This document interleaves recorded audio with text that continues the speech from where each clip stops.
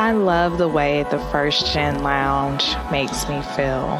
Because it creates a space where I belong. Where we're able to create community. The fact that it's a community. It's a safe place. It also gives me a place to understand different perspectives. The stories of these individuals prescribe transformational perspective. I receive encouragement, enlightenment, empowerment. And also serve as a catalyst to just keep going. Where we're able to be our true selves. I'm allowed to be an unapologetic first gen. And above all else, tell our story. And every episode is unique. I love it. I'm your host, Dr. Eve, and I'd like to welcome you to the First Gen Lounge.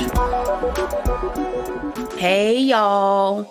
Listen, I don't know if I ever told you, the whole hey, y'all thing came from my time living in Mississippi when I used to say, you guys, hey, you guys. And I had a few students that were like, you guys, and they were like picking at me. But it was the first time in my life that I had been in a deep Southern state. And I'd also saw professionals, doctors and lawyers and people from these, well-to-do backgrounds would introduce themselves, or not introduce themselves. They would, come into a room and they would greet everybody and they would say, hey, y'all. And I always liked hey, y'all, but was afraid to dip into the hey, y'all out of fear of being seen as a country bumpkin. But I love hey, y'all. So much endearment there. But to say the least, I am so glad that you're here this week and every week. I really enjoy just feeling like we come into this very sacred space to just share and to be and to grow, to have these honest conversations about all things life and business, and to just, be the best versions of who we know we're supposed to be, who we can be, right? So just seems like the right time to have a conversation with you about not holding back on your dream, whatever that dream may be, however it may look or seem. Just really want to encourage you today to think about pursuing whatever it is that you know you want to pursue, and not getting caught up in other people's, expectations or thoughts about what your life should look like to do the thing that makes you the happiest. I was having a conversation recently with a young lady, and something she said to me really, really hit home. Her thought was, you spend 75% of your life working. You might as well do something that you're going to enjoy. You might as well do something that will make you happy. And I thought about that, and I just thought about it because I'm like, damn, she really said that. And while I recognize that I'm doing what I love, I'm doing the thing that, makes me happy.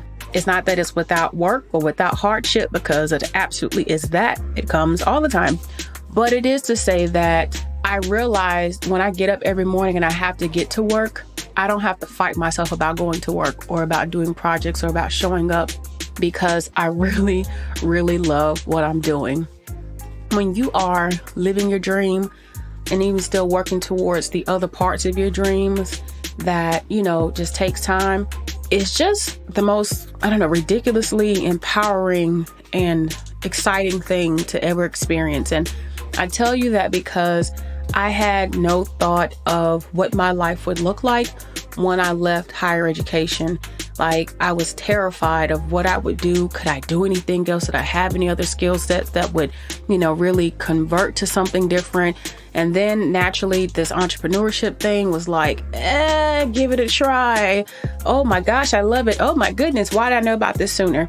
And while I have, no regrets about the time it took me to get to entrepreneurship, and again, this is a thing that I've done the longest, so I feel.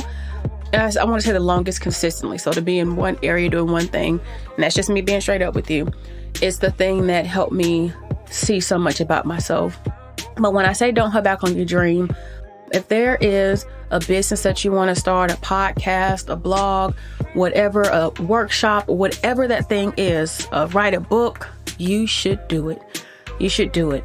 Find that thing that is going to have you look forward to each day, even if in the work that you're doing, even if that's just temporary, is not the thing that you prefer or desire the most. You've got to find meaning. You've got to find something in your life that excites you and awakens your spirit for you to even think that it's worth living. And it's kind of like, well, dang, how can you say that? No, really, if you're just living each day, going through the motions, sometimes you may look up and be like, yeah, what is all this even for? Like, that's just being real with you. So When I tell you don't hold back on your dreams, as you are pursuing your dream, every day has a different horizon. I mean, duh, but like the horizon's brighter. And it gives you this sense of, I don't know, just this value and this worth that you already have, but it just amplifies it to really be doing the thing that brings you just so much joy. But even as I'm saying this to you, and it's like, what are you trying to convince me to do? Quit my job? Nope, not unless you want to. But what I'm trying to convince you to do is to stop being afraid of what you know you want to do and do that. Even if you don't know how things are going to shape up or how things are going to turn out, it's just, you got to do it. You don't hold back, because here's what I know. First thing is that you are more capable than what you probably think.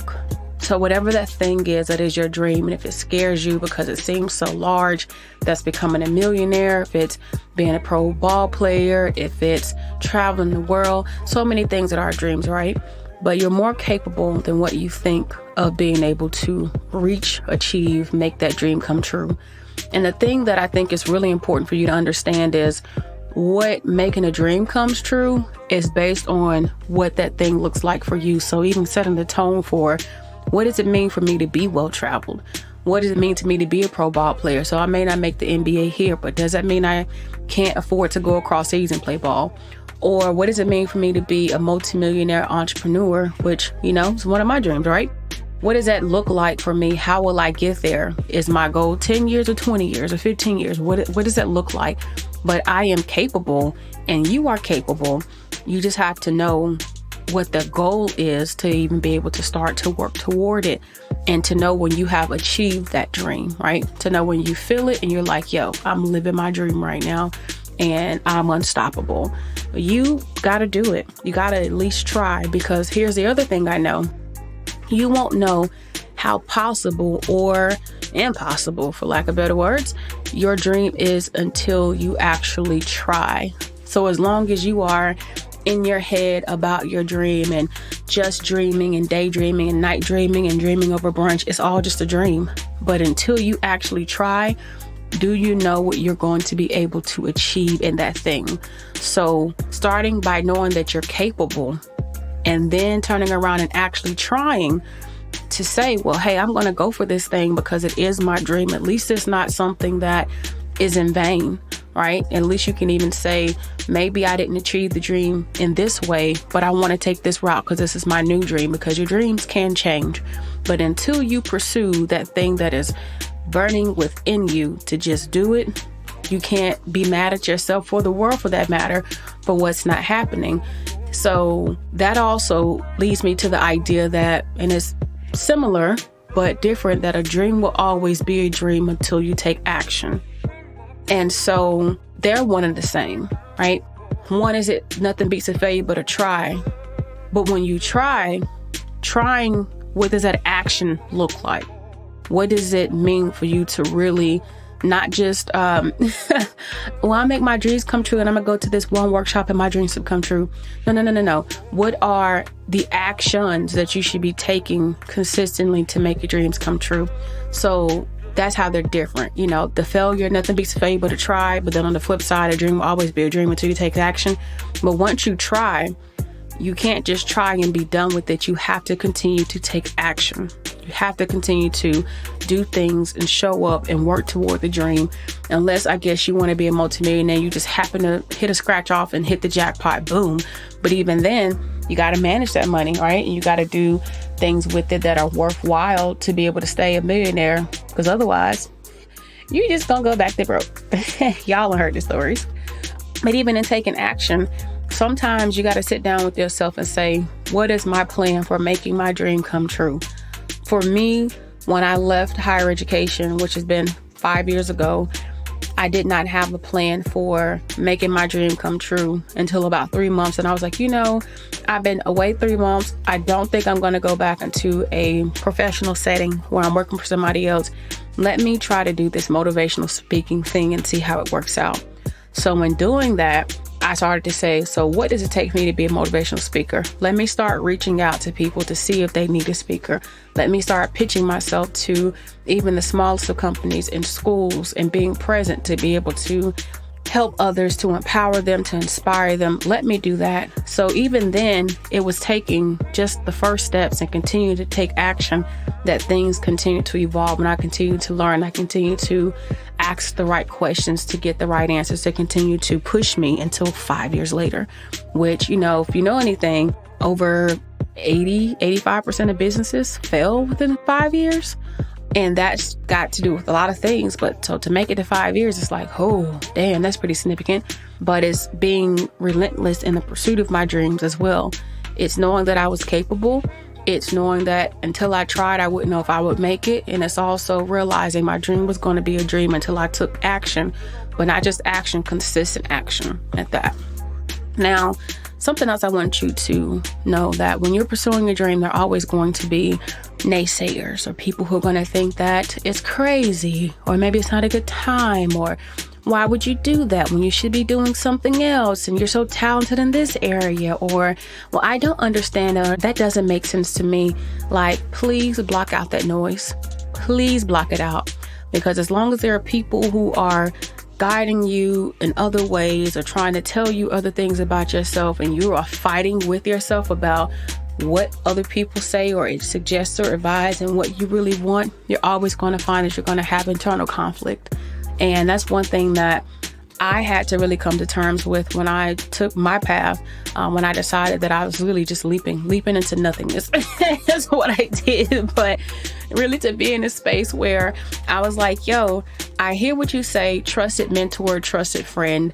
But at the end of the day, I'm telling you that this isn't working out for me. But what happened is I had to ask myself the question, well, why are you relying on other people to tell you what works out for you, or what should work, or how you should be thinking about this thing, when you know what's best for you? And this is something you're going to have to do for yourself, because nobody else is living your life but you, Eve. So when I had that conversation with myself, likely in the car on the way home, after just feeling completely overwhelmed with life and everything else, I did what I thought was the hard thing to do. And I, again, took that leap. And I didn't ask for anybody's approval. And this is one of the first times in my life that I just didn't spend a lot of time saying, do you think this is right? Or what do you know about this? I'm like, the hell with it, just do it. And in doing that, there were some folks who were like, it doesn't make sense to, gotta have a plan, or I wouldn't do that. And I'm saying this from just months before conversations with, what would you do if you were going to transition or move into a new situation? But I'm like, yeah, but everybody's not you. And at some point, when you realize there are always going to be people who may even be advising you or sharing thoughts with you based on their own fears and their own doubts of things that they couldn't do, you got to be mindful of that. So for me, when I was like, yo, I'm just going to do this, I'm just going to trust myself in this, I will figure it out. 5 years later, and I'm like gonna pull out my Monica, like, I'm still standing. But really, and now, like, hindsight, it's really interesting to have conversations with individuals whom I love, whom I adore, and for them to be like, I'm so glad that you did what you needed to do, because you are happier than I've ever seen you. You're more enthused than I've ever seen you. You're more balanced than I've ever seen you. So listening to yourself, even when I was afraid for you, I was glad that, you did it anyway, because it's just nice to see you where you are. And honest, it's really exciting. It's affirming even to hear these wonderful things from people that you do love. Because, when you love people, their opinions do matter. Now, while yours ends up being the one that matters the most, let's just be for real. It's about having the uplift in the community, the love, all of that, right? That comes from those that we care about, and to hear them pour positive words into us and positive energy feels really amazing. So for me, it was like, yo, cool. But even in pursuing my dream and being a motivational speaker, there are people who like, yo, she can't speak, or don't like her talk, or who does she think she is? I'm me. And that's what I'm gonna be. So the same thing for you. Do you, be you, however that may be, because in pursuit of your dream, it is your dream and yours alone. And nobody else is going to be feeling regretful or sad if you don't pursue your dream or do the thing that matters to you most. Nobody but you. So that's just what it is. Now, here is the thing that I want to leave you with. the last thing of thinking about not holding back on your dream is this. There are people, and I'm sure you've probably heard it before, that are less qualified than you are, doing more than you do. They are pursuing their dreams, and they're doing so they got past the fear. Now, the part about saying that people are less qualified, okay, so let's just say that's relative, right? Because we may look at somebody and we don't know always what skill sets or abilities that they have that we don't have that may make them a perfect candidate for whatever they're doing. So sometimes we got to be mindful of saying that. But I gave you that particular phrase or saying because I know that you'd understand where I'm about to take you with this. There are people who are doing things that you know you can do. The difference is that they weren't afraid to pursue it. And that's why they're doing it. Oh, your girl got bars. Now, I wasn't trying for that. But really, though, there are people who are doing those things and they are like unapologetic and unafraid and showing up and making moves. And the only difference is that they were like, yo, I'm going to do this. I'm going to know that I'm capable. I'm going to block out the naysayers. I'm going to know that if I'm going to try, I'm going to try this and know if I can do it and figure it out. And I'm going to figure it out by continuing to take action. Like they did all of that. And that's how they continue to show up, just not being afraid. So that just goes back to the point to you or for you that once you get past your fear of your dream, because I'm fearing my dream. How can you say that? There's always fear. Do I have enough money? Am I smart enough? Or is anybody going to show up and support, what I'm doing or how I'm doing it? Or what if I fail? Fear shows up in several ways, right? Several ways. But to you, I say, don't let that be the thing that keeps you back. And don't let that be the thing where every time you look up, there's yet somebody else who's doing something that you thinking to yourself, well, how they do that? I'm going to tell you how they did it. They just did it. They wanted to do it and they didn't make an excuse. They showed up. They were like, yo, I'm going to be out here and y'all don't know what's going on behind the scenes, but I'm going to show up anyway. I'm going to fake it till I make it. I'm going to do my thing. So for you, my love, my friend, my fam, I just want you to not hold back. I just want you to feel like you have and to know that you have the power within you to make something that's just a thought in your head, something that just ponders in your spirit, that just sits with you. I want you to know that you can manifest it and make it a reality. And no matter what, you got to be happy. You have to be happy. Life is too short to not be happy, to not be your best self, whatever that looks like, to not be doing the thing that you love, even if that means doing that thing is on the side until you can do it full time. That's if you even want to do it full time. But whatever it may be, again, I say, don't hold back on your dream. And one of my dreams I'll share as I'm wrapping up has been to create a program to help those who are fellow entrepreneurs, especially first generation college students and graduates, to start and grow their businesses. And as much as I was thinking, what do I know about entrepreneurship? What can I share with anybody? How can I help people grow? I'm like, a whole damn lot. Make it 5 years just, kind of doing nothing.